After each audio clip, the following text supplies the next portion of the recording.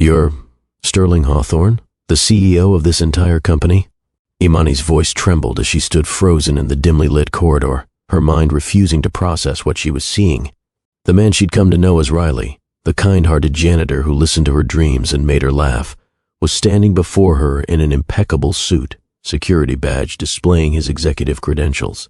His eyes, those familiar gentle eyes, now looked at her with a mix of guilt and hope. Imani, please let me explain. Have you ever discovered the person you love isn't who they claim to be? That sickening moment when reality shifts beneath your feet, leaving you questioning every memory, every shared laugh, every intimate conversation. When the man you married has been living a lie, how can you trust anything was real? For Imani Rivers, that question now consumed her as she faced Sterling Hawthorne, billionaire CEO by day, undercover janitor by night, the man who had stolen her heart through deception. Would you forgive someone who hid their entire identity, even if they did it for love? Before you answer, and before we dive into today's tale, let's take a moment for something truly special, a heartfelt prayer. Heavenly Father, I come before you with a heart full of gratitude for every single member of this family. Lord, bless our wonderful viewers, our loyal supporters, and everyone who finds comfort, joy, and love in this space. Whatever they may be facing today, Father, lift them up. Fill their hearts with peace, their minds with wisdom, and their lives with overflowing joy. May their dreams blossom into reality. May their struggles turn into triumphs.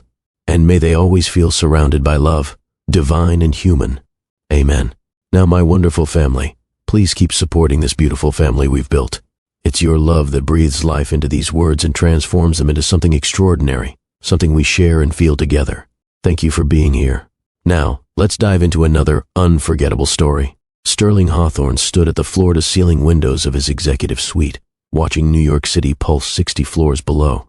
At 42, he'd achieved what most could only dream of, transformed a modest technology startup into Hawthorne Global, a multinational corporation valued at billions. Another record quarter, said Edmund Sloan, his silver-haired mentor and board chairman, sliding quarterly reports across Sterling's minimalist desk. Then his shareholders are ecstatic. Sterling nodded without turning. And the employees. And mixed feedback. Executive satisfaction is high, but mid-level and support staff. Edmund paused. There's disconnection, complaints about being overlooked, undervalued. Sterling finally turned, his normally confident expression clouded. He picked up a framed photograph, himself at 12, standing outside a modest apartment building with his mother, both wearing second-hand clothes but radiating pride. And I started this company because I wanted to create opportunities for people like her, Sterling said, tracing his mother's image. So cleaned offices at night so I could go to college. Yet here I am, running a company where the people who make everything possible feel invisible. Edmund studied his protege carefully. What are you thinking? And I've lost touch with the foundation of this company. Sterling placed the photo down deliberately. I need to understand what's really happening below the executive level. A consultant could prepare a comprehensive report. Sterling shook his head. But they'll tell me what they think I want to hear. I need unfiltered truth. He walked to his desk, pulled out a notepad, and began writing. What if I could see for myself, experience the company through different eyes? You're suggesting going undercover. Sterling leaned forward, energy returning to his voice, not as a boss checking up on employees, but as one of them, learning their reality firsthand. Edmund frowned, and it's unprecedented. So was building this company. Sterling's determination grew with each word. I'll adopt a new identity, work in maintenance or facilities, places that access all departments but remain largely unnoticed. On legal implications alone, I will handle them. Prepare ironclad confidentiality agreements with HR. Only you and our legal counsel need to know. Edmund rubbed his temples. And your executive responsibilities? I'll manage critical decisions remotely. Say I'm working on international expansion in Europe for a few months. Sterling was already pacing, planning. Meanwhile, I'll work among our staff, experiencing the company as they do. And, if you're recognized. Sterling smiled wryly. So when was the last time you really looked at the maintenance staff, really saw them as individuals? The silence that followed proved his point.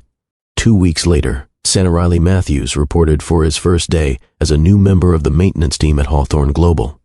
Gone was Sterling's designer wardrobe, replaced by simple work clothes. Contact lenses changed his eye color, hair dye added premature gray at his temples, and carefully applied makeup added years to his appearance. His supervisor, Marco, a stocky man with calloused hands and 20 years of experience, gave him a quick tour. And maintenance keys open every room except executive suites, Marco explained, handing him a ring heavy with keys.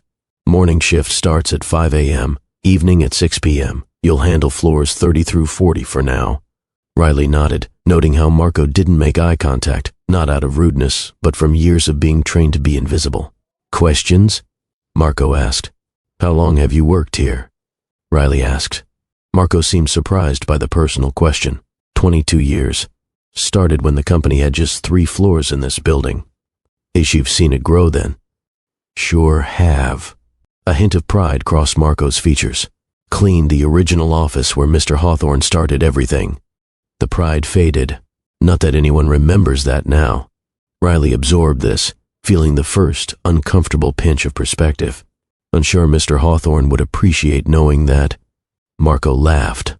And men like him don't notice men like us. The words stung more than Sterling had anticipated.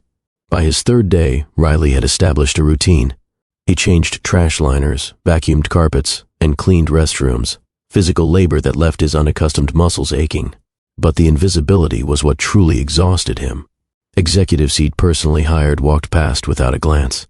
Conversations halted when he entered rooms.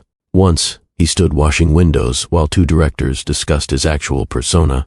Hawthorne's European project must be failing, one said. Why else would he extend his trip? The board should consider leadership changes, replied the other. And the company needs someone who's present. Riley scrubbed harder, fighting the urge to defend himself. On day 5, he encountered her. Imani Rivers arrived at 7:30 a.m. each morning, always carrying an extra coffee that she handed to security guard who manned the employee entrance.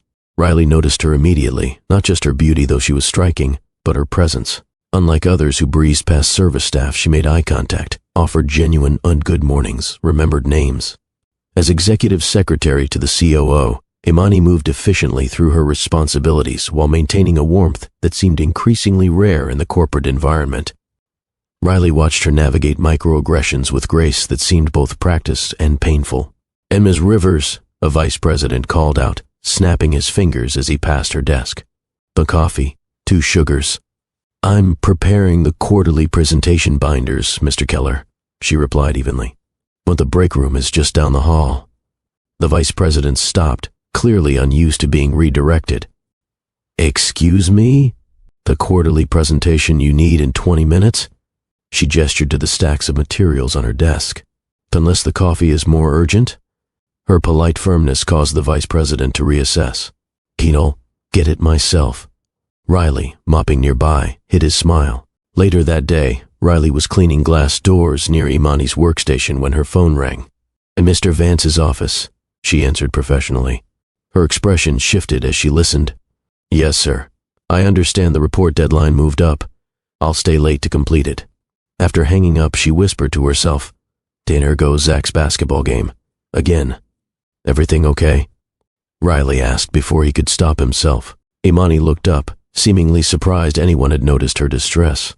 "Unjust schedule changes. Part of the job. Your son plays basketball?" Her eyebrows raised slightly. "Yes. Zach. He's 12. She studied him. And you're new here." Friley Matthews. Started Monday. Imani Rivers. She offered a genuine smile that transformed her face.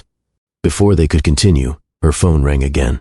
If you've ever had to choose between career responsibilities and family obligations, you understand Imani's daily struggle. Comment below with your experiences balancing work and family. I read every comment and would love to hear your perspective.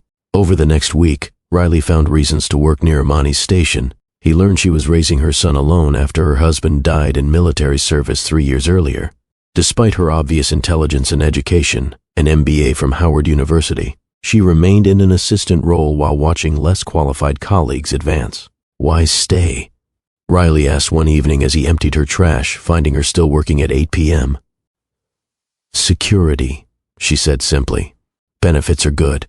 The schedule mostly lets me be there for Zach. But you could do more," he pressed gently. Something flashed in her eyes, determination, frustration, or both. And of course I could. But proving that means taking risks I can't afford right now. Riley nodded, understanding more than she realized. Their conversations continued, growing deeper. Riley shared fabricated stories about his life that contained emotional truths about Sterling's actual background. Imani gradually revealed more about her dreams, starting her own consulting firm, creating opportunities for other overlooked professionals, giving Zach a foundation to build his future. One rainy afternoon, Riley helped Imani carry boxes to the archive room. When the elevator stopped unexpectedly, trapping them between floors, their conversation turned personal. "What did you want to be when you grew up?" she asked, sitting cross-legged on the elevator floor after they'd pressed the emergency button. "Believe it or not, exactly what I am now," Riley answered truthfully, "and creating something meaningful that employed people fairly. Maintenance wasn't your childhood dream?" she teased.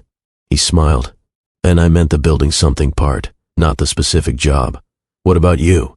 "And I wanted to lead," she said simply. "Not from ego, but because I saw problems I knew how to fix.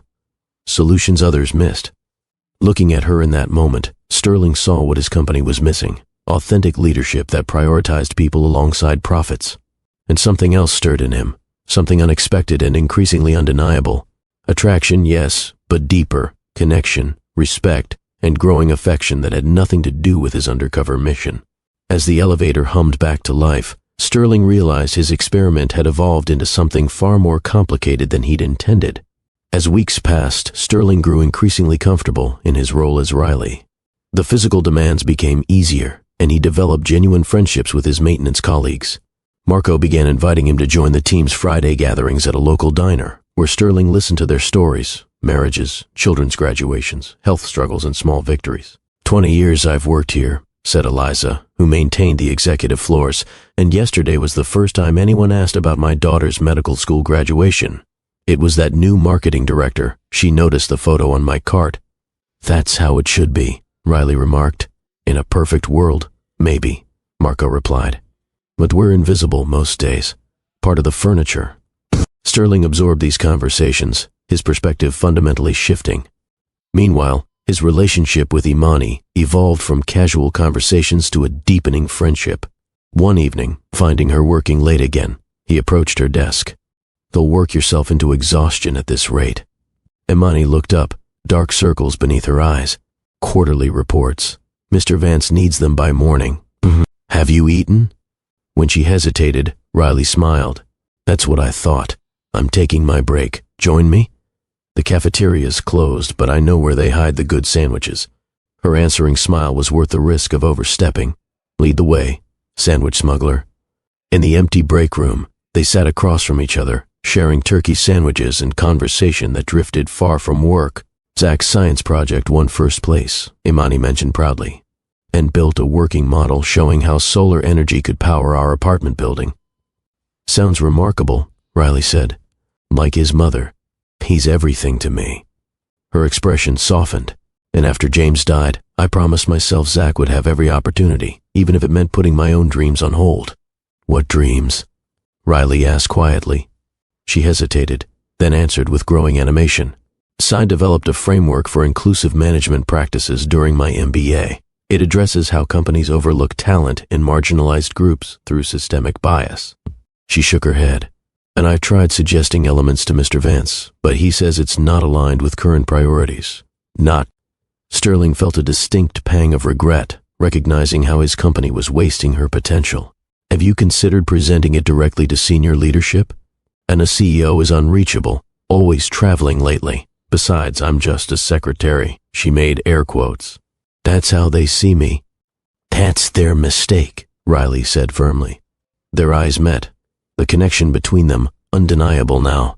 Sterling felt his heart race in a way it hadn't in years. This wasn't part of his plan, falling for someone who had no idea who he really was. "Sometimes I think about leaving," she admitted, "starting fresh somewhere.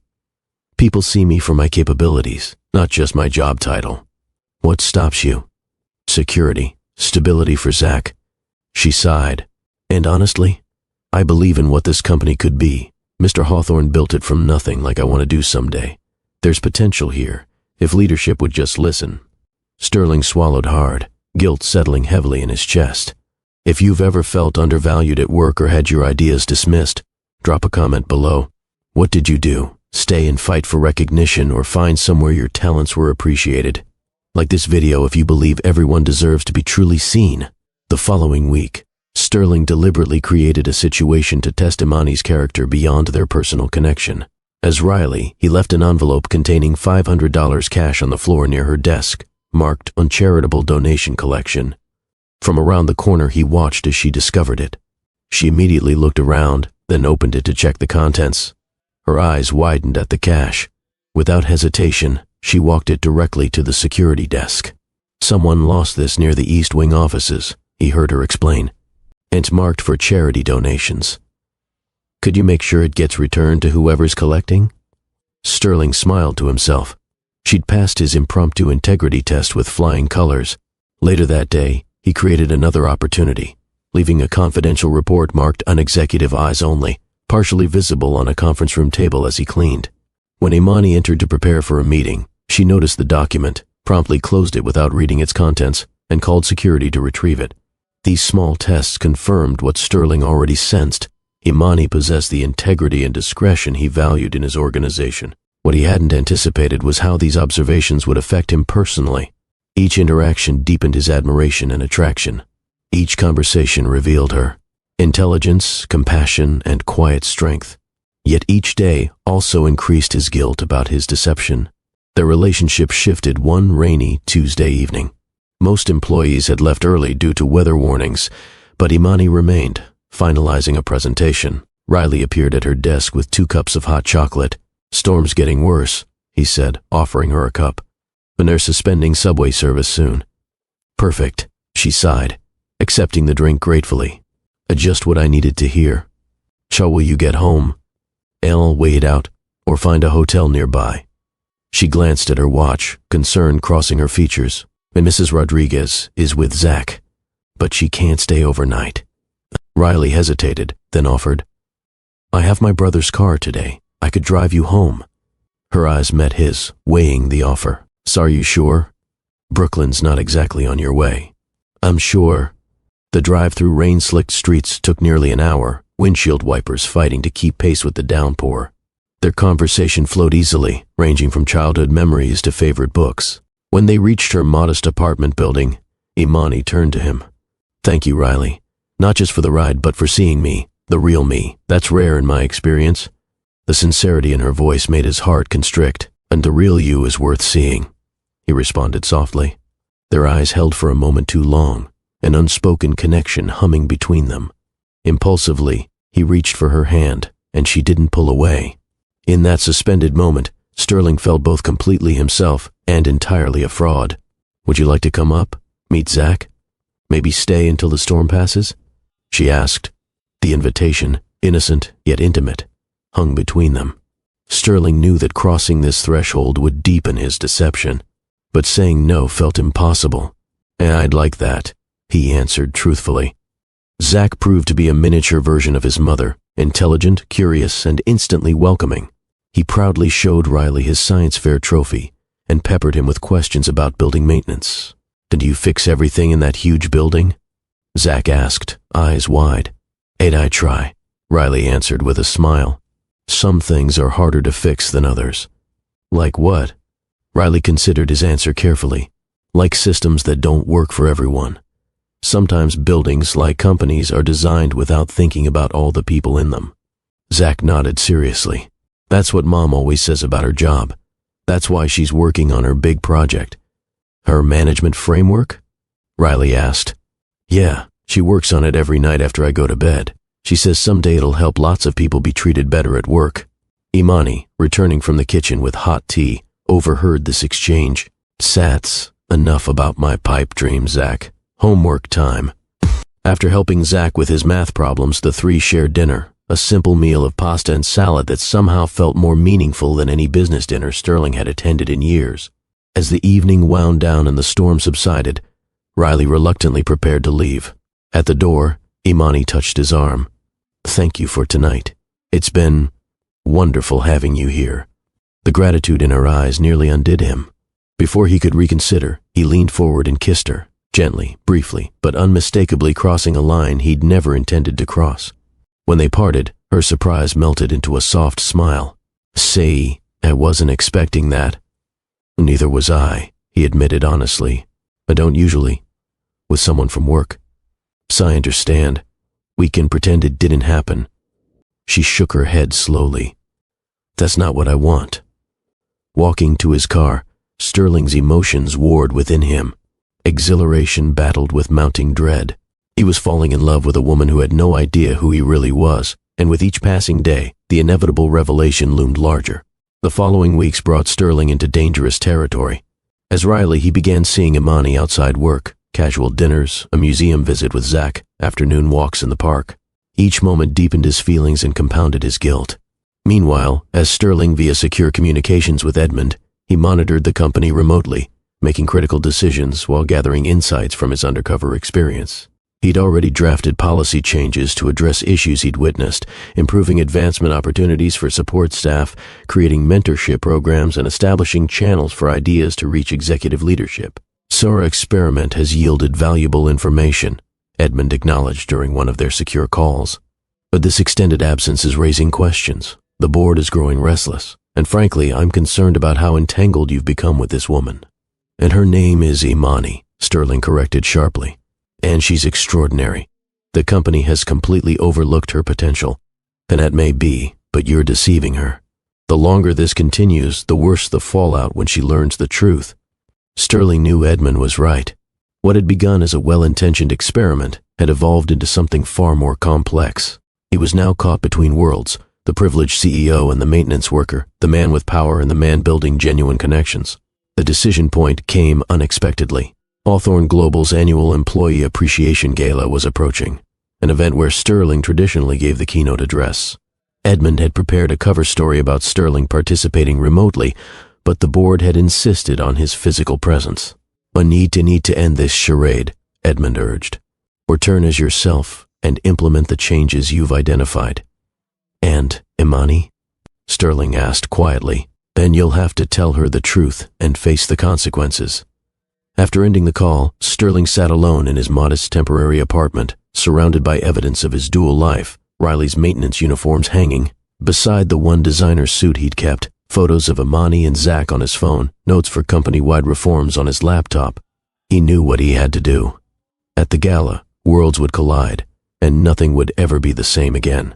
The evening of Hawthorne Global's annual gala arrived with a flurry of activity. The grand ballroom at the Riverside Hotel had been transformed with elegant blue and silver decor, reflecting the company's colors. Executives arrived in designer formal wear, while support staff who received coveted invitations wore their carefully saved special occasion attire. Sterling stood in his hotel suite, adjusting his bow tie in the mirror. Gone were Riley's weathered work clothes and artificially aged appearance. His hair had been restored to its natural color, contact lenses removed, and expensive tailoring replaced the slouched posture he'd adopted for weeks. A knock at the door announced Edmund's arrival. "The board members are gathered downstairs," Edmund reported. "Everyone's asking about you. The official story is that you flew in this morning specifically for the gala." Sterling nodded, his expression grim. "Send the speech." "Adore notes on company reforms are incorporated. It's bold, Sterling. Addressing bias in promotion practices, creating innovation channels for all levels, restructuring compensation." Edmund paused. "And board won't be pleased with changes of this magnitude without preparation." "Sail adapt," Sterling replied firmly. "Tonight changes everything." Edmund studied him carefully. "Have you decided how to handle the personal situation?" Sterling's jaw tightened. "And I've invited Imani and Zach as my special guests, only she doesn't know they're my guests. She believes a senior executive recommended her for recognition." "And when she sees you?" "And I'll find her before the speech. Explain everything privately." Edmund sighed. "Good luck. You'll need it." Imani stood before her bedroom mirror, hardly recognizing herself in the midnight blue gown she'd splurged on for the occasion. When the invitation had arrived, a special recognition for exceptional contributions often overlooked, she'd been stunned. "Mom, you look like a princess," Zach exclaimed, bouncing on her bed in his first suit, a rental they'd picked up yesterday. And you look like a very handsome prince, she smiled, adjusting his clip-on tie. Her phone chimed with a text from Riley. Well, good luck tonight. You deserve every recognition. Wish I could be there. Her heart fluttered reading his message. Their relationship had developed rapidly over the past weeks, perhaps too rapidly, a cautious voice in her mind suggested. But something about Riley felt genuine in a way her previous relationships hadn't. He saw her, truly saw her, beyond her job title or circumstances. She typed back, "Thank you. We'll tell you everything tomorrow. Zach says hi." Putting her phone away, she couldn't help wishing Riley could attend. The maintenance staff wasn't invited to these functions, another division she hoped might someday change. She made a mental note to mention this if she got the opportunity to speak with any executives tonight. The doorbell rang, announcing the car service that had been arranged for her, another unexpected luxury. As they rode toward Manhattan, Zach pressed his face against the window, marveling at the city lights. "Will Mr. Hawthorne be there?" he asked suddenly. "When a CEO? Probably not, honey. He's been in Europe for months. But it's his company. Wouldn't he come back for the big party?" "Sometimes important people are too busy for parties," she explained, though she'd wondered the same thing. Sterling Hawthorne's extended absence had been the subject of much speculation at work. "Riley says important people should make time for things that matter," Zach replied with childlike certainty. Imani smiled, thinking how much she'd come to value Riley's perspective. That Riley is very wise. The ballroom buzzed with conversation when Imani and Zach arrived. Executives who normally breezed past her desk now greeted her with surprised recognition. She guided Zach toward their assigned table near the stage, a placement that suggested the recognition might be more significant than she'd anticipated. "Ms. Rivers," a familiar voice called. She turned to find Mr. Vance, the COO and her direct superior, approaching with a champagne flute in hand. "Sir, good evening," she replied. "This is my son, Zachary." Vance nodded absently at Zach. "Quite the placement they've given you tonight. Front and center. Do you know what this recognition involves?" she asked. "And no idea." The seating chart came directly from the chairman's office. He lowered his voice. "One word is, Hawthorne himself is making an appearance tonight after his mysterious European venture." Before she could respond, the lights dimmed slightly. Edmund Sloan, the silver-haired chairman, approached the podium. "Ladies and gentlemen, welcome to Hawthorne Global's annual appreciation gala. Tonight is special as we not only celebrate our record-breaking year but also welcome back our visionary CEO from his extended European project." Murmurs rippled through the crowd. Imani found herself curious about this elusive CEO whose decisions affected her daily life, yet whom she'd never met in her 4 years with the company. "Before Mr. Hawthorne addresses you," Edmund continued, "please enjoy dinner. The formal program will begin in 1 hour."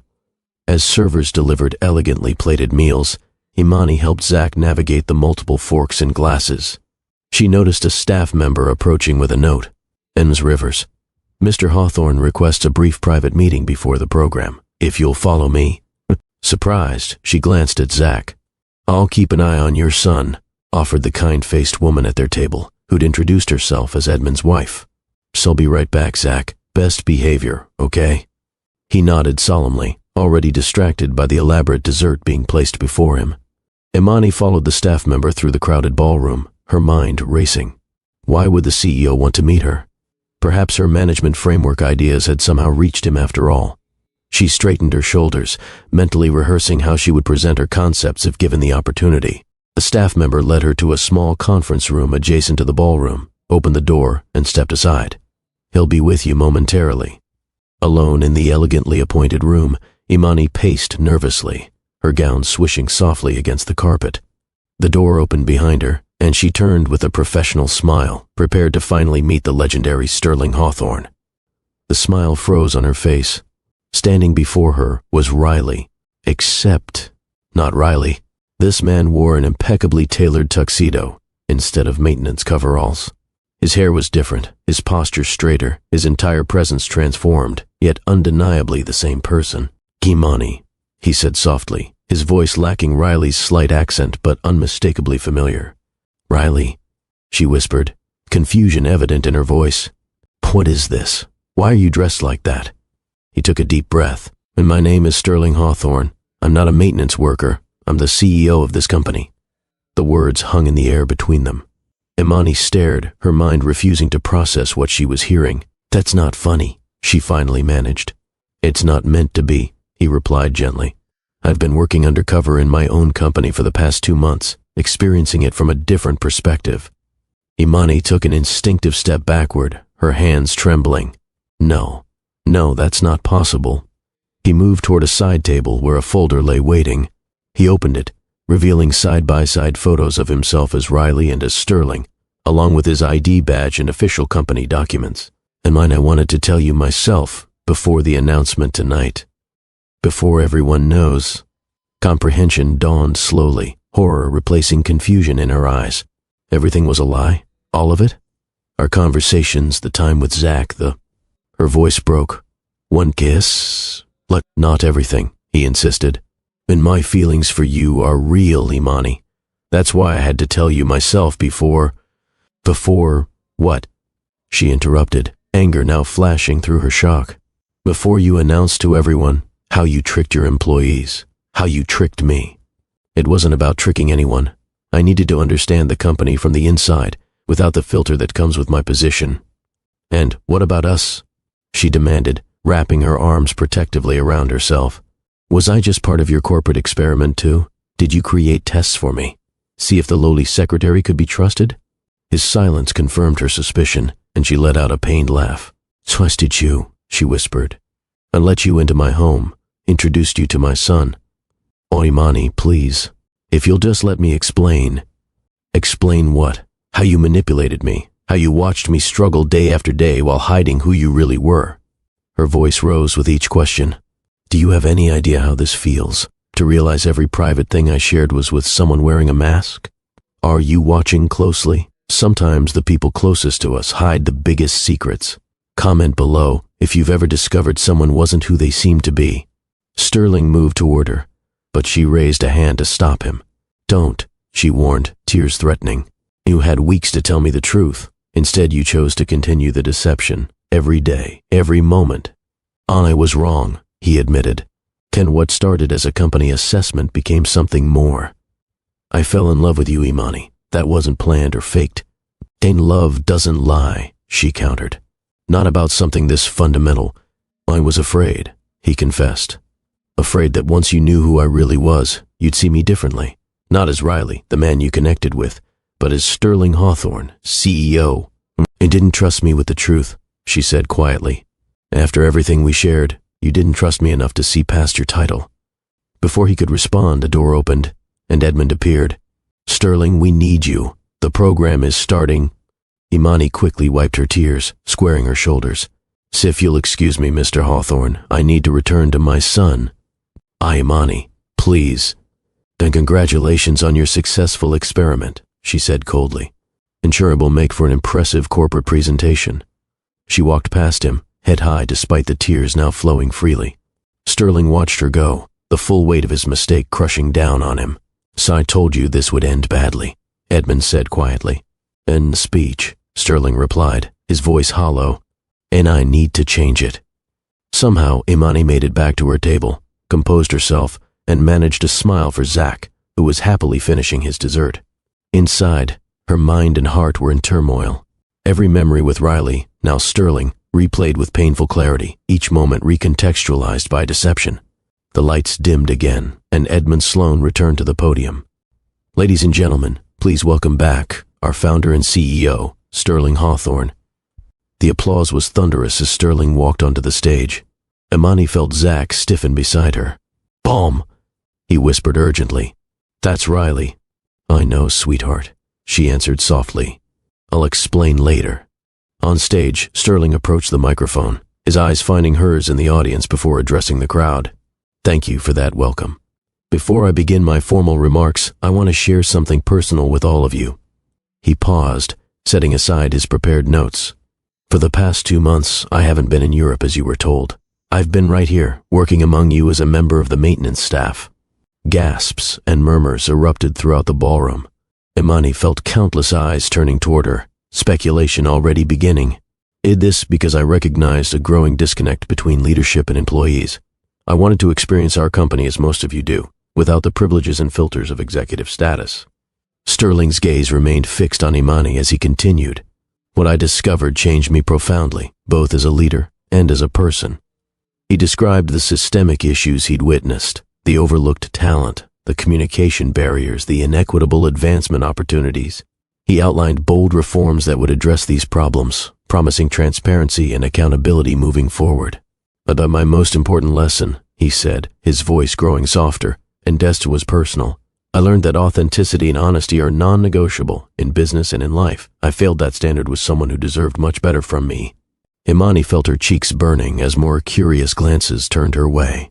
Tonight was meant to be a triumphant return, announcing positive changes for our company. Instead, I stand before you humbled by my own failings. I hurt someone I cared deeply about through deception, however well-intentioned it began. Sterling stepped away from the podium, moving to the edge of the stage. And I don't expect forgiveness, but I am committed to making amends to our company and to those I've personally wronged, through actions, not just words. He returned to the podium and completed his address, outlining specific policy changes that would begin immediately. When he finished, the applause was hesitant, confused, as everyone tried to process the revelations. As Sterling left the stage, Imani stood abruptly. "We're leaving," she told Zach, gathering her small purse. "But Mom, that was Riley. He's the boss of everything. Why didn't he tell us?" "That's a very good question," she replied, guiding him toward the exit, desperate to escape before Sterling could reach her. They had almost made it to the door when Sterling's voice called from behind them. "Aunt Imani, please.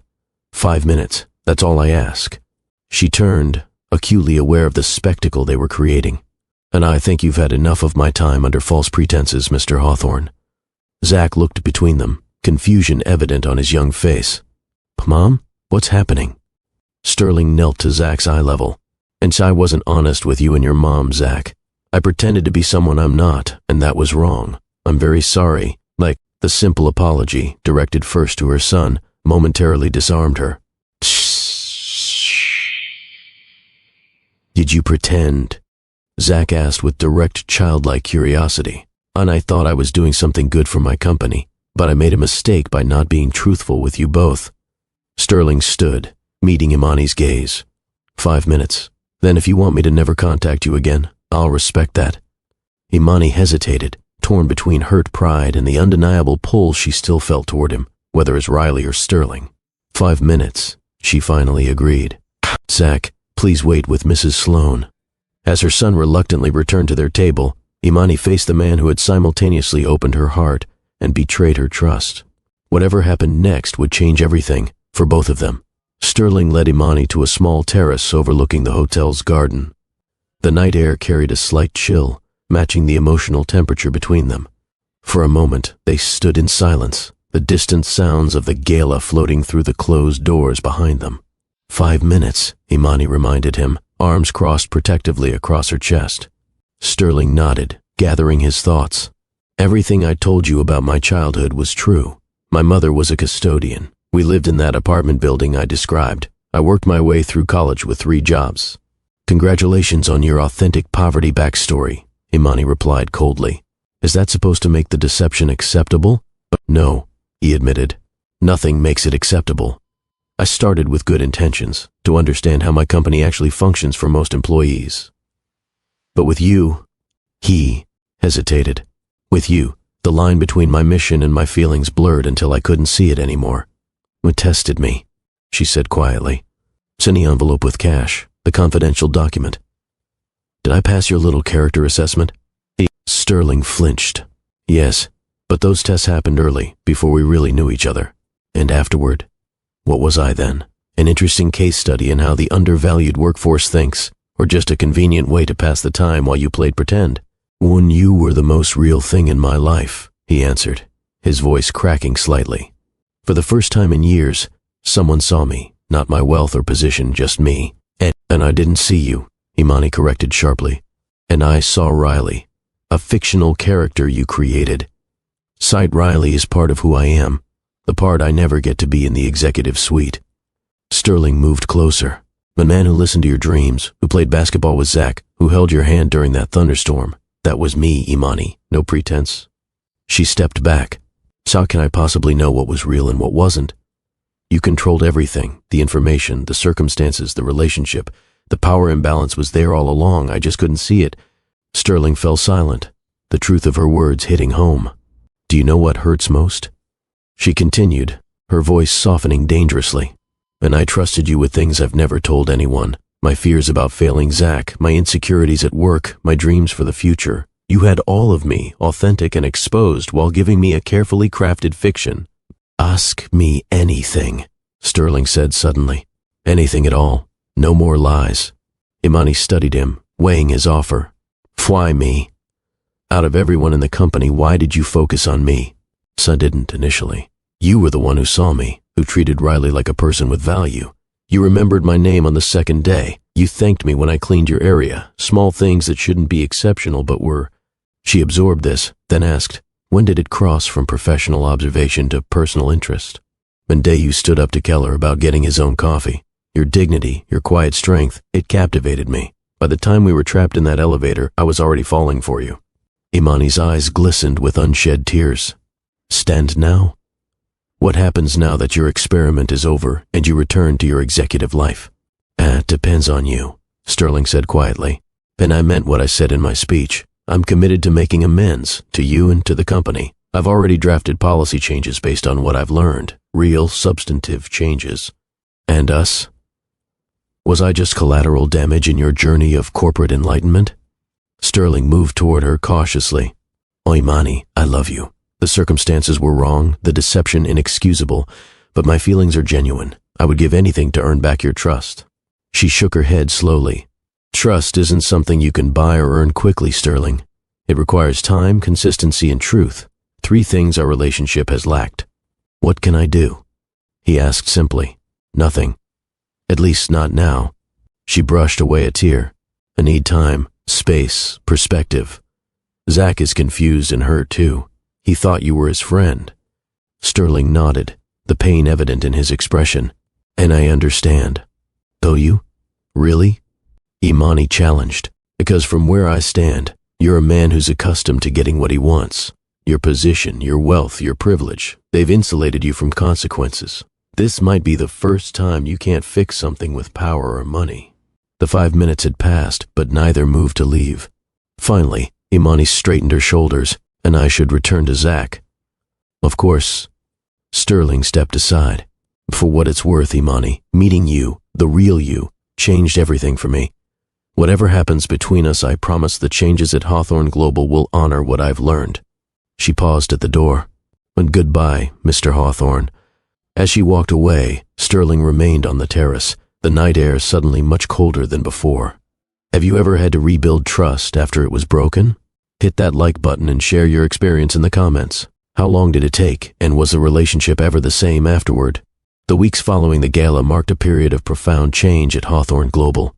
True to his word, Sterling implemented sweeping reforms, a transparent promotion system based on measurable contributions rather than visibility, a cross-departmental mentorship program pairing executives with employees from often overlooked divisions, and an anonymous innovation channel where ideas were evaluated on merit alone.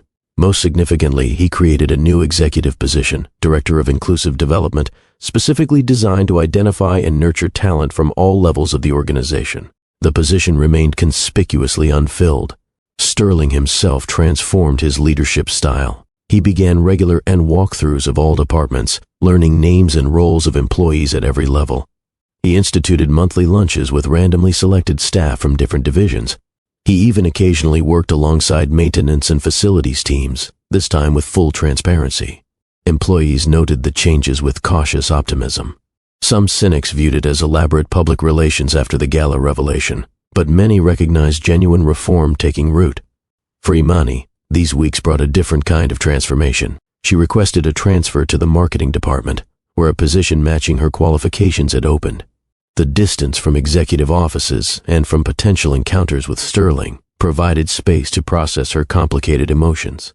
She declined the generous compensation package Sterling had arranged, accepting only the standard salary for her new position. Her pride wouldn't allow anything that felt like emotional restitution. Zach asked about Riley frequently at first, his young mind struggling to reconcile the friendly maintenance worker with the powerful CEO who had appeared on stage. Imani, answered his questions honestly, but carefully, explaining that sometimes adults make mistakes even when they don't mean to hurt others. But if he's sorry, Zach reasoned one evening as she tucked him in, and he wants to fix it, shouldn't we forgive him? Forgiveness is complicated, sweetheart, she explained. It takes time. And sometimes, even when we forgive someone, the relationship still changes. Do you miss him? Zach asked with a child's directness. Imani hesitated, and missed the person I thought he was. But in quiet moments alone, Imani confronted a more complex truth. She missed both versions of the man. Despite everything, her feelings remained tangled and unresolved. She'd check company announcements, noting changes that addressed issues she'd mentioned to Riley during their conversations. She'd find herself scanning crowds in the lobby, simultaneously hoping to avoid and encounter him. Sterling, meanwhile, respected her request for space. No calls, no messages, no accidental meetings. His communication came only through official company channels regarding her transfer and new position. This restraint, so contrary to his usual decisive approach to challenges, spoke volumes about his respect for her boundaries. Edmund Sloan, observing his protégé's transformation, remarked during a board meeting, "I've known Sterling Hawthorne for 20 years, but I believe we're finally seeing the leader he was meant to become." 3 months after the gala, Imani stayed late finalizing a marketing campaign. Walking toward the elevator, she passed the executive conference room and noticed the light still on. Through the partially open door, she glimpsed Sterling surrounded by stacks of employee suggestion forms, methodically reading each one and making notes. His jacket was discarded, sleeves rolled up, tie loosened, looking less like a billionaire CEO and more like a man genuinely invested in understanding his workforce. She moved to continue past, but something made her pause. Perhaps it was the solitary dedication of the scene, or maybe the realization that this, reviewing employee input personally rather than delegating it, represented the authentic change he'd promised. Sterling looked up, sensing her presence. For a moment, they simply gazed at each other across the threshold, so much unspoken between them. "Imani," he acknowledged softly, neither approaching nor calling her closer. "You're here late," she observed neutrally. "Employee suggestion review. I'm reading all of them personally now." He gestured to the stacks. But her marketing team submitted several excellent ideas about community engagement. They're a talented group. She hesitated, then stepped just inside the doorway. "And I've noticed the changes you're implementing." A careful smile touched his lips. "So are they heading in the right direction?" "They're meaningful," she acknowledged. "And a mentorship program especially." The conversation lapsed into silence, both aware of the careful distance they maintained. "How's Zach?" Sterling finally asked. "Good. He made the school basketball team. He's talented, like his mother." The compliment hung in the air, genuine but cautious. "I should go," Imani said after a moment. "It's getting late." Sterling nodded. "Of course. Good night, Imani." She turned to leave, then paused. "The Director of Inclusive Development position is still open." "Yes. I'm waiting for the right person." Their eyes met again, the implication clear but unpressured. "Good night, Sterling," she said, using his real name for the first time since the gala. As the elevator descended, Imani released a breath she hadn't realized she was holding. The brief exchange had shifted something inside her, not forgiveness exactly, but perhaps the beginning of understanding. 2 weeks later, an unexpected development changed everything. Imani received a promotion opportunity with another company, a director-level position with substantial responsibility and compensation. The offer seemed too perfectly aligned with her qualifications to be coincidence. "Did you arrange this?" she asked Sterling directly, finding him alone in his office after working hours. He looked genuinely puzzled. "Arrange what?" "A Meridian Group offer. It's exactly what I've been working toward." Understanding dawned on his face. "And I had nothing to do with it, Imani. Though I'm not surprised they recognized your talents." His expression grew serious. "So are you taking it?" "And I'm considering it. It would mean significant changes for Zach and me. More responsibility, better opportunities." Sterling nodded slowly. "I deserve it. You've earned it through your own merit, not through any connection to me. That's important to me, earning my own way. And no." He hesitated. "I'll miss you here, of course. I'll miss you. But I support whatever decision serves you and Zach best." The sincerity in his voice touched her. For months she'd held her hurt like armor, but in this moment, She recognized the man beneath both personas, neither the humble janitor nor the powerful CEO, but simply a flawed human who had made a mistake and was genuinely trying to make amends. I haven't decided yet, she admitted. There's still unfinished business here. Sterling's eyes held hers, hope carefully contained. Unfinished business? And now received another offer today as well. She placed a folded paper on his desk, and from Hawthorne Global, for the Director of Inclusive Development position. And that came from HR, not directly from me, Sterling clarified quickly. Then your qualifications made you the committee's unanimous choice. And what do you think? She challenged softly. And I think you would transform this company in ways I've only begun to imagine. His voice dropped lower. But I would never want you to stay for the wrong reasons. Imani considered his words. And right reason would be believing I could make a difference here. But you already have, he said simply. She took a deep breath. And if I stayed, in any capacity, we would need to establish clear boundaries, professional ones, of course, and personally. She continued carefully, and not ready to forgive completely. Trust takes time to rebuild. I understand, Sterling replied. I'm prepared to wait, however long it takes. Even if friendship is all you ever feel comfortable offering. Imani studied him intently, searching for any sign of the manipulation or entitlement she'd feared. Instead, she found only patient sincerity. I need to think, she said finally. And about both offers. About what's best for Zach and me. Sterling nodded. Then take all the time you need. As she turned to leave, he called softly, Aunt Imani? Whatever you decide, I meant what I said that night. Meeting you changed everything for me. For the first time in months, she allowed herself a genuine smile in his presence. And changed everything for me too. That's what makes this so complicated. Walking away, Imani felt lighter somehow.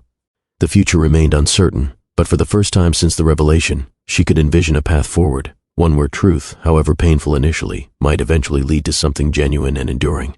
1 week after receiving both job offers, Imani sat in her apartment surrounded by pro-con lists, her MBA strategic decision-making techniques failing her completely. The Meridian Group position offered prestige, compensation, and a clean slate. The Hawthorne Global role promised impact, purpose, and unresolved emotional complications. Zach found her still deliberating past midnight. Mom, are you okay? He asked, rubbing sleepy eyes. Just thinking, baby. Go back to bed. Instead, he climbed onto the couch beside her, peering at her notes. Is this about the jobs? She nodded, impressed by his perception. It's a big decision. Because of Mr. Sterling? Partly, she admitted. It's complicated when work and feelings get mixed together. Zach considered this with surprising maturity, and Miss Johnson taught us about forgiveness in school. She said it doesn't mean what happened was okay. It means you're not letting it control you anymore. Imani studied her son, wondering when he'd become so wise. That's pretty profound, Zach. He shrugged. And liked Sterling. He made you smile. You don't smile as much anymore. The observation pierced her defenses. Had she been so transparent that even her 12-year-old could see the absence in her life? The next morning, Imani made her decision. She called the Meridian Group first, thanking them but declining their offer. Then she contacted Hawthorne Global's HR department, accepting the Director of Inclusive Development position with one condition: complete autonomy to implement programs without executive interference, even from the CEO. When Sterling received the news, he sent a single message: Congratulations, the company just became better. Your office is ready whenever you are. Her new role placed her on the executive floor, ironically closer to Sterling physically while maintaining professional distance. Her first weeks were consumed with department setup, hiring a small team, and establishing priorities. Sterling remained respectfully distant, their interactions limited to necessary meetings where he treated her with the same professional courtesy he showed other executives. The space allowed Imani to observe him objectively. She noticed how he'd transformed his leadership style, listening more than speaking in meetings, crediting others for ideas, regularly engaging with employees at all levels. The changes appeared genuine, not performative. 3 months into her new role, Imani launched her first major initiative, a comprehensive talent identification program designed to recognize overlooked potential throughout the company. During her presentation to the executive committee, she found Sterling watching her with unmistakable admiration. And the data shows we've been promoting based on visibility rather than capability, she explained, displaying graphics that illustrated the pattern. An assist system will evaluate contributions objectively, regardless of department or position. Implementation costs? The CFO questioned skeptically. Detailed in Appendix C, Imani replied confidently, and the projected ROI through improved retention and productivity exceeds costs within 18 months. When the committee voted unanimously to approve her proposal, Sterling simply nodded his acknowledgement, allowing her this victory without association to himself. Later that day, she found a small plant on her desk with a note, and growth often happens quietly before becoming visible. Congratulations on creating something important. The gesture, supportive without being presumptuous, touched her unexpectedly. If you've ever had to rebuild relationships after trust was broken, drop a comment below. I'm curious how many of you believe second chances can work when both people are committed to change. 6 months into her new position, Imani's innovative programs were showing measurable results. Employee satisfaction scores improved 15%. Retention rates increased. Previously overlooked departments contributed valuable innovations. One evening, working late, Imani was surprised when Sterling appeared in her doorway, his tie loosened, looking as tired as she felt. "An Nakamura contract went through," he announced. "Largely thanks to your team's cultural integration recommendations." "That's wonderful news," she replied, genuinely pleased. The Japanese partnership represented significant opportunity, and her representatives specifically mentioned feeling understood in ways they hadn't with other American companies. Sterling hesitated. Our insight made the difference. The praise was professional, yet personal, acknowledging her contribution without overstepping. Something in his restraint over these months had gradually softened her defenses. "Would you like to get coffee and discuss next steps?" She found herself asking. The cafe downstairs should still be open. His surprise was evident, quickly followed by careful neutrality. "I'd like that, if you're sure." The cafe offered neutral territory, public enough for comfort, private enough for conversation. As they settled with their drinks, Sterling maintained professional distance. "The Nakamura team requested your involvement moving forward," he explained, "and they were impressed by your framework, and I'm happy to participate." She studied him over her cup. "And you've changed how you approach these partnerships." "And I've been learning," he acknowledged. "And your perspective helped me recognize my blind spots." The conversation gradually shifted from business to more personal territory. Updates about Zach, Sterling's mentorship of young entrepreneurs from underserved communities, books they'd both recently read. "I want you to know," Sterling said as they prepared to leave, "and I've respected your boundaries, but I've missed our conversations." "And I've missed them too," she admitted quietly. "Not just with Riley, but with you. The real you I've come to know these past months." His eyes brightened with cautious hope. "Perhaps we could do this again sometime? Just coffee, just talking." "I'd like that," she replied, surprising herself with her sincerity. This coffee meeting became a weekly occurrence, neutral territory where they gradually rebuilt connection without expectations. Sometimes they discussed work, sometimes life. Laughter returned, and with it, a tentative trust. 3 weeks after their coffee ritual began, Imani invited Sterling to Zach's basketball championship game. The invitation, simple but significant, represented a careful opening of her personal world. Sterling arrived early, sitting unobtrusively in the stands until Imani waved him over. "Thank you for including me," he said sincerely. "Zach asked if you could come," she explained, "and still talks about the shooting techniques you taught him." When Zach spotted Sterling, his face lit up with a grin and an enthusiastic wave that spoke volumes. After the game, which Zach's team won narrowly, the boy ran directly to them. "Did you see that last shot, Mr. Sterling? Just like you showed me." "Perfect form," Sterling confirmed, high-fiving him. "Then you've been practicing." As they walked to a nearby pizza restaurant to celebrate, Zach chatted animatedly between them. Observing their interaction, Imani recognized Sterling's genuine interest in her son, not as a means to her heart, but as a person he genuinely cared about. Over subsequent months, Sterling was occasionally included in their activities, museum visits, park outings, even dinner at their apartment. Each invitation represented another small step toward forgiveness, another brick in rebuilding trust. 1 year after the gala revelation, Hawthorne Global held a company-wide celebration for the success of Imani's initiatives. Data showed remarkable improvements in employee satisfaction, innovation, and retention. The event recognized her team's achievements while highlighting individual success stories, employees whose talents had been discovered through her programs. At the podium, Imani surveyed the room filled with colleagues from every level of the company. And true success isn't measured by organizational charts or quarterly reports, she stated confidently. It's measured by creating an environment where everyone can contribute their unique talents and be valued for them. Her eyes found Sterling's in the audience. But sometimes the most meaningful growth comes after difficult truths. This company has embraced change, and today we celebrate not just improved metrics, but improved lives. The applause was thunderous, genuine appreciation from a workforce that had been transformed. Later, at the reception, Sterling approached her. "You've changed this company more in 1 year than I did in 10. But we changed it together," she corrected. "And your willingness to acknowledge problems was the first step." He hesitated, then asked quietly, "Would you have dinner with me tomorrow night?" "Not as colleagues, just us." The question hung between them, the first explicit step beyond friendship since the revelation. "Yes," she answered simply. Their first official date was nothing like their earlier casual interactions as O'Reilly and Imani. Sterling took her to a small, intimate restaurant well away from corporate settings. No pretense, no power dynamics, just two people reconnecting as their authentic selves. "I want to be completely transparent," Sterling said as they settled at their table. "But my feelings for you haven't changed, Imani. But I understand if yours have." "They've evolved," she answered honestly.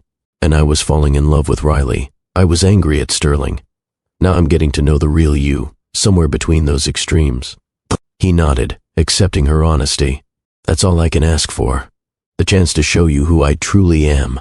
Over dinner, they shared deeper truths. Sterling's fears of vulnerability that had driven his initial deception. Imani's struggle to balance career ambitions with single motherhood. Their shared vision for creating meaningful change. As he walked her to her door afterward, Sterling asked, "Where do we go from here?" "Slowly," she answered, with honesty, "one step at a time." He smiled, genuine and hopeful, "And I can work with that." Their relationship progressed carefully over the following months. Dinner dates became weekend outings. Professional collaboration strengthened personal connection. Gradually, the painful past receded as new memories took its place. 6 months into their relationship, during a weekend hiking trip with Zach, Sterling stopped at a scenic overlook and turned to Imani. "I've been thinking about legacy," he said unexpectedly. "Not company legacy, but personal." "What kind of legacy?" she asked. "And a kind that matters when everything else falls away. Not buildings or bank accounts, but impact on people's lives." He took her hand. "So you changed my perspective completely, Imani. You showed me what truly matters." "When we changed each other," she corrected gently. "Unlove you," he said simply. "Both of you," he added, including Zach with his glance. "Said I don't want to rush you, but I want you to know where I stand. I'm in this completely." Imani studied him, the man who had deceived her but then worked tirelessly to earn back her trust through consistent action rather than empty promises. "And love you too," she admitted. "It's been a complicated journey to get here, but I do." Zach, pretending not to eavesdrop from a few feet away, pumped his fist in celebration.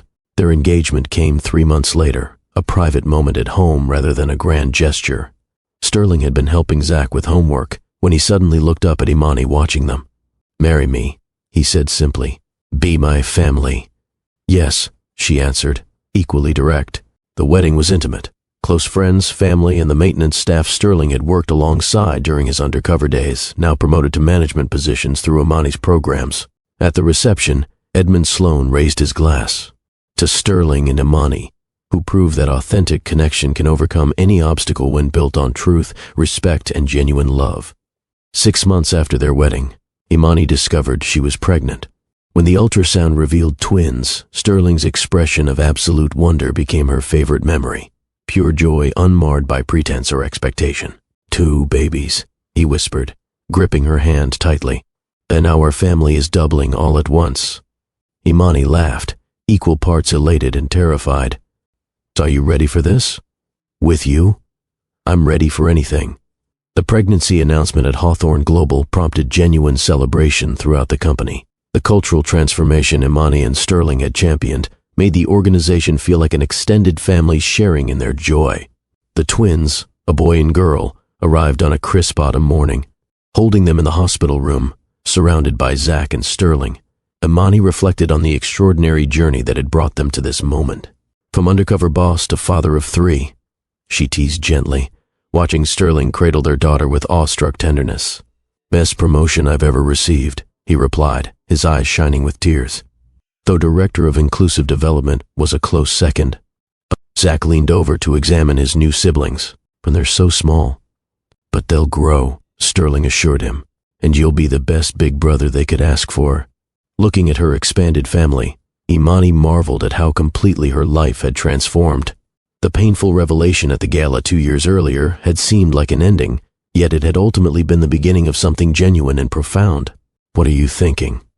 Sterling asked, noticing her contemplative expression. That sometimes the most painful truths lead to the most beautiful outcomes, she answered.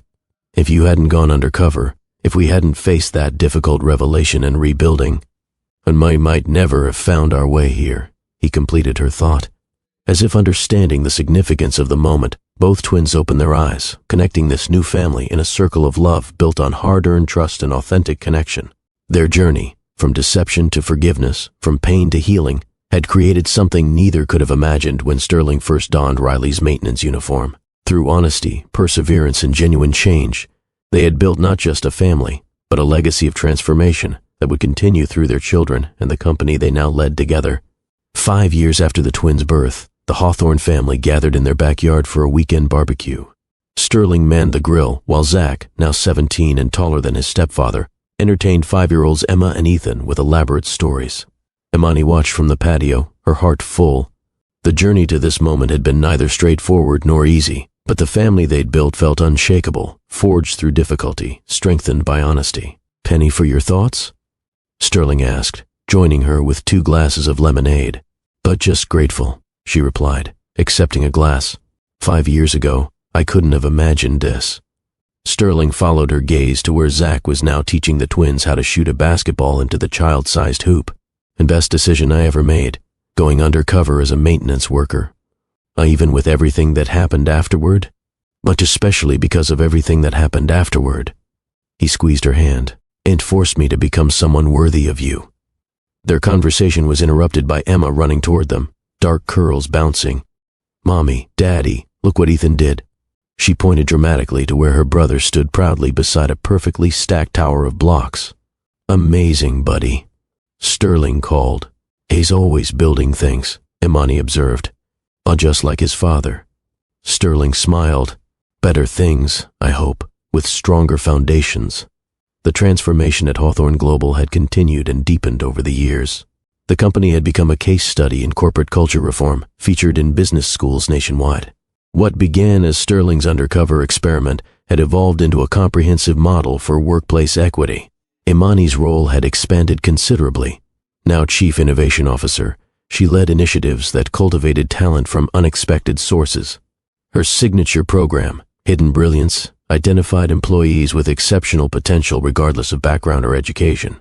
Sterling, meanwhile, had fundamentally reimagined his role as CEO. He rotated through departments quarterly, working alongside teams to maintain connection with all levels of operations. The practice, initially met with skepticism, had become a cornerstone of the company's success. Together, they'd pioneered a radical transparency approach to leadership.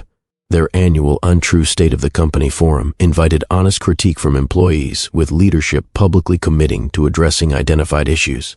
Heard a competitor is trying to poach your diversity director, Edmund remarked during a board meeting. Martina?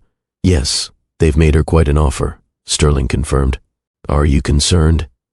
Actually, we encouraged her to consider it. Sterling smiled at the board's surprised expressions. Part of our mission now is developing leaders who carry our values to other organizations. We're not just changing Hawthorne, we're changing business culture. Edmund shook his head in amazement. 5 years ago, you would have countered with whatever it took to keep top talent. 5 years ago, I measured success differently, Sterling replied, glancing at Imani across the boardroom. If you believe workplace culture impacts not just business success but personal fulfillment, hit that like button. Have you experienced transformative leadership that respected your full potential? Share your story in the comments. The twins' 5th birthday brought a milestone decision for the family. After lengthy discussion, Sterling and Imani agreed it was time to share the complete story of how they met. That evening, with the birthday celebration finished and younger children asleep, they sat with Zach in the family room. "Well, we want to tell you something important," Imani began. "I know parts of how Sterling and I met, but not the whole story." "Is this about him pretending to be Riley?" Zach asked. At their surprised expressions, he laughed. "Hey, Mom, I was 12, not clueless. I figured most of it out years ago." "How?" Sterling asked, genuinely curious. Zach shrugged. Little things didn't add up. Riley knew business stuff no janitor would know. He used big words, then caught himself.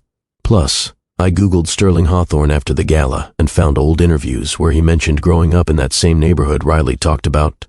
Imani exchanged an impressed glance with Sterling. "And you never said anything?" "So I was mad at first," Zach admitted. "But then I watched how hard he worked to make things right, not just with us, but with everyone." He turned to Sterling. "So you changed. That matters more than the mistake." Sterling's eyes grew suspiciously bright. "When did you get so wise?" "Must be my mom's influence," Zach replied with a grin. "We're telling you now because we want to be completely honest with the twins when they're older," Imani explained. "But no more secrets, no sanitized version of our story." "And they should know," Zach agreed. "It's actually pretty cool. CEO goes undercover, falls for brilliant woman who challenges him to be better, transforms company, creates family." He gestured dramatically. "Sollywood material, right there." They laughed together, the last shadow of old pain dissolving in the warmth of their connection. Later that night, Sterling found Imani on the porch swing, gazing at the stars. Zach's reaction was unexpected, he commented, joining her. "He's always been intuitive," she replied. "But his forgiveness, that comes from watching you demonstrate true change over years, not days." Sterling nodded thoughtfully, and the hardest part was patience. Accepting that trust rebuilds slowly, through consistent action rather than grand gestures. "Most worthwhile things require patience," Imani said, leaning against his shoulder. "And our family, the company's transformation. Real change takes time." 7 years after the twins' birth, Hawthorne Global celebrated its 20th anniversary with an unprecedented announcement. Sterling and Imani would share the CEO position, becoming the first co-CEOs in the company's history. The business world reacted with skepticism. Industry analysts questioned the practicality of divided leadership. Competitors predicted failure. "They're missing the point," Sterling told reporters at the press conference. "This isn't about dividing power, it's about combining complementary strengths. Our different perspectives have always been our greatest asset," Imani added, formally recognizing that in our leadership structure simply makes official what has been working successfully for years. Behind the scenes, the transition had been carefully planned. Sterling would focus on external relationships and strategic direction. Imani would lead internal operations and innovation. Together, they would shape major decisions. The co-CEO model proved remarkably effective. Within 18 months, Hawthorne Global reported record growth while maintaining its position as one of the country's most equitable employers. More meaningful to both Sterling and Imani were the changes in their home life. The shared leadership role allowed more flexible scheduling, ensuring one parent was always present for the children's activities. Emma and Ethan, now 7, thrived with the stability of their parents' combined attention.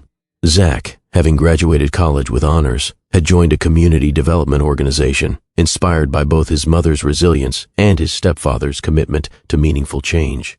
The family remained their center, their foundation, their greatest accomplishment. On a crisp autumn morning 10 years after the twins' birth, Sterling stood in the Hawthorne Global lobby, studying a newly installed art piece. The large mosaic depicted the company's journey, from its founding to its current status as an industry leader in both innovation and workplace equity. Embedded within the artistic timeline was a subtle reference to his undercover experience, a maintenance cart positioned at a turning point in the company's history. Most visitors would never notice its significance, but for Sterling, it represented the pivotal moment that changed everything. "Admiring the artwork?" Imani asked, joining him. "Admiring the journey," he corrected, taking her hand. Together they walked toward the executive elevator, greeting employees by name as they passed. The culture shift they'd championed had become so ingrained that new hires sometimes couldn't believe stories about the company's former environment. In their shared office, a space designed for collaboration rather than hierarchy, they settled into their morning routine. 10 years of marriage had created comfortable rhythms between them, professional and personal lives blending seamlessly. Some Madison merger finalized this morning, Imani mentioned, reviewing reports. Benair employees are understandably nervous about integration. Sterling nodded. Let's schedule time to meet with their team members personally, all levels. Show them our culture through actions, not just orientation presentations. Already blocked the calendar, she confirmed with a smile. So great minds think alike. Their workday proceeded with the balanced efficiency they'd perfected, meetings interspersed with strategic discussions, employee check-ins balanced with market analysis. At noon, they paused for a standing commitment, lunch with recently promoted employees from traditionally overlooked departments. What made you implement these lunches? Asked Maria, recently promoted from reception to customer experience management. Personal experience, Sterling answered candidly. And years ago I learned how little I understood about the day-to-day realities for most employees. These conversations help us stay connected to what matters, and they remind us that leadership isn't about titles, Imani added. It's about recognizing potential wherever it exists. After lunch, they separated for different meetings, reuniting at day's end for their weekly tradition, walking through the building together, engaging with employees across departments. Remember when you used to do this undercover? Imani teased quietly as they moved between floors. How could I forget? Best mistake I ever made. Mistake? She questioned with raised eyebrows. That weekend, the family gathered at their vacation home by the lake, a simple retreat where they disconnected from work and reconnected with each other. Zach joined them with his fiancée, Andrea, whom he'd met through his community development work. After dinner, while the twins challenged the adults to a board game marathon, Sterling slipped away briefly, returning with a small wrapped box that he handed to Imani. What's this for? She asked, surprised. Open it and see. Inside lay a simple key on a silver chain. N key? She questioned. Sterling smiled. To the maintenance closet on the 35th floor. Recognition dawned on her face.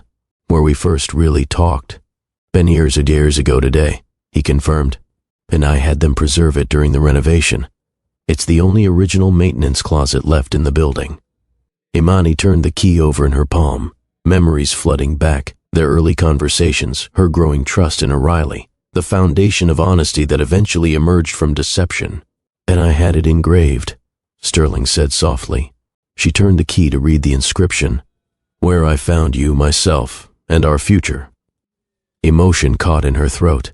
This might be the most romantic gift you've ever given me. Even better than the custom office design software for your birthday? He teased. Even better than that, she laughed, leaning in to kiss him. From across the room, the twins watched their parents with dramatic eye rolls. When they're being mushy again, Emma announced loudly. They're always mushy, Ethan countered. It's like their thing. Zach laughed. Just wait until you hear the whole story someday. The twins perked up instantly. What story? They demanded in unison. Sterling and Imani exchanged glances, the moment they'd prepared for finally arriving. How about we tell you tonight? Imani suggested. The real story of how your father and I met. After the younger children were settled in the living room with hot chocolate, Sterling began.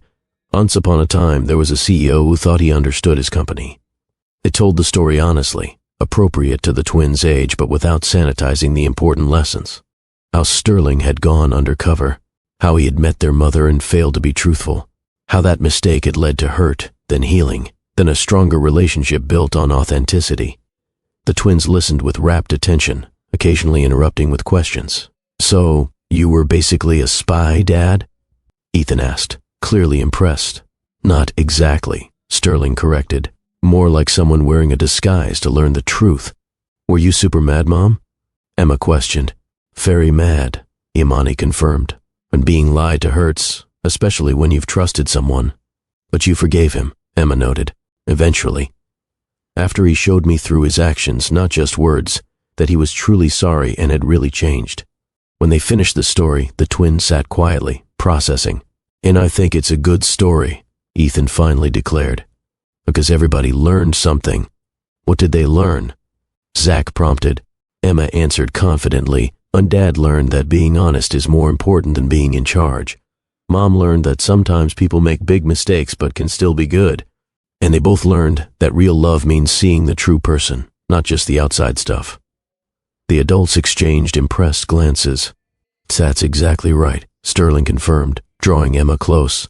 "And that's why we wanted you to know the real story.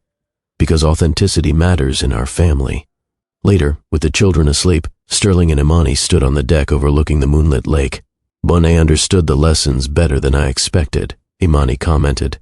"They're remarkably perceptive," Sterling agreed. "Must be their mother's influence. And their father's willingness to grow," she added, leaning into his embrace. Looking out at the peaceful water, Sterling reflected on the extraordinary journey that had brought them here. From deception to truth, from isolation to connection, from corporate power to meaningful leadership. "If I could go back," he said thoughtfully, "I wouldn't change anything, not even the mistakes. They led us here." "Even the gala revelation?" Imani asked with a raised eyebrow. "Especially that. It was the moment everything artificial fell away, leaving only truth. Painful, but necessary." Imani nodded. Some lessons can only be learned through difficulty. As they stood together under the stars, their journey seemed both complete and continuing, a story of transformation that had expanded beyond themselves to touch countless lives through their family, their company, and the ripple effects of authentic leadership. What had begun as an undercover experiment had become a lifetime commitment to seeing beyond surfaces, valuing authentic connection, and building something meaningful together, a legacy of truth that would continue through their children and beyond. In the quiet of that moment, with the weight of Sterling's arm around her shoulders and the knowledge of their sleeping children nearby, Imani knew with absolute certainty love built on honesty could withstand any challenge. Their story, complex, imperfect, but ultimately triumphant, proved that second chances, when earned through genuine change, could create something far more beautiful than an unblemished first attempt. Their legacy wasn't perfection. It was perseverance, growth, and the courage to rebuild from truth, no matter how difficult that truth might be. Stories like Sterling and Imani's remind us that life's most beautiful chapters can begin with our biggest mistakes. At Love and Twilights, we believe every story carries wisdom waiting to be discovered, lessons about forgiveness, growth, and the courage to begin again. These narratives aren't just entertainment, they're mirrors reflecting our own journeys, challenges, and triumphs. When Sterling chose honesty over comfort, and Imani chose understanding over resentment, they showed us what's possible when we embrace our authentic selves. What lessons resonated with you today? Was it the power of second chances? The importance of seeing people beyond their titles? Or perhaps how truth, however painful, creates stronger foundations than comfortable lies? Share your thoughts in the comments. I read every single one. If this story touched your heart, hit that subscribe button and join our community of seekers and dreamers. Ring that notification bell so you never miss our weekly tales of transformation. This is Love and Twilights, where every ending holds the seed of a new beginning. Until next time, remember, your story isn't defined by your mistakes, but by how you write the chapters that follow.